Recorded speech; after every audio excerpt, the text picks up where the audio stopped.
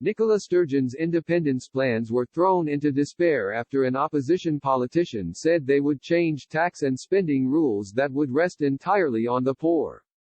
The First Minister's Scottish National Party (SNP) faced backlash this week after heavyweight MP Joanna Cherry accused the outfit of Stalinist revisionism. Ms. Cherry, who was the SNP's Justice and Home Affairs spokesperson in Westminster, was removed from her post by Ms. Sturgeon in what critics have described as a ruthless purge.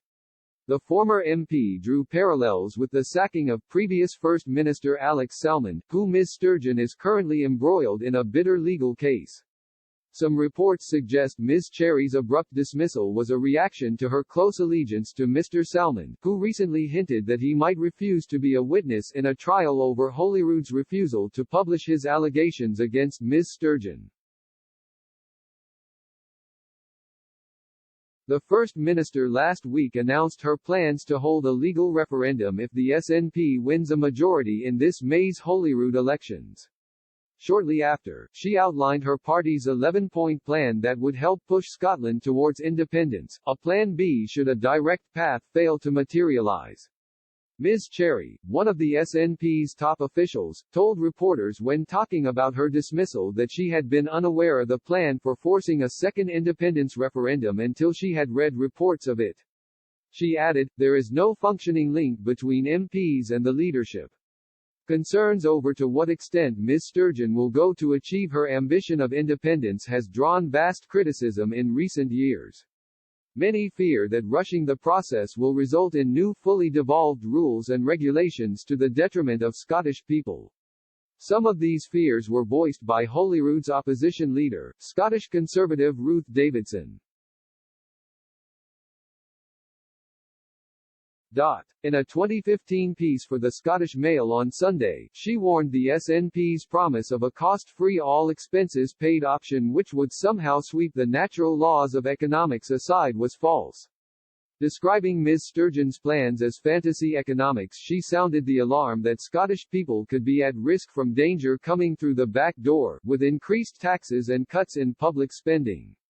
Writing a year after the 2014 independence with a general election around the corner, Ms. Davidson said, "How much would independence cost?" Treasury analysis, which has been unchallenged by the SNP, found this week that by the end of this decade, the Sturgeon plan would add extra debt interest of £5 billion. That's £5 billion every year going to foreign lenders, rather than to schools and hospitals. This she calls social justice. That, however, is just stage 1. Stage 2 comes if the SNP gets its way to impose independence by the back door.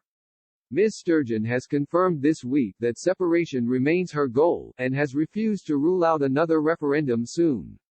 But, in the meantime, the goal is to settle for what the nationalists call full fiscal autonomy.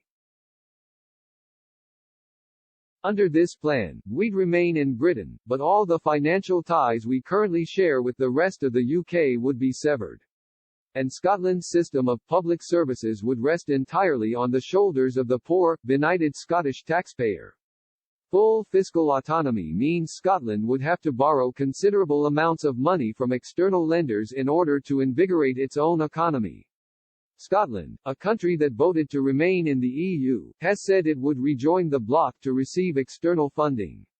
Yet many have noted signing back up to Brussels would immediately throw aside many of the arguments for independence, democratic control, national self-determination and identity and full political decision-making transferred to Holyrood.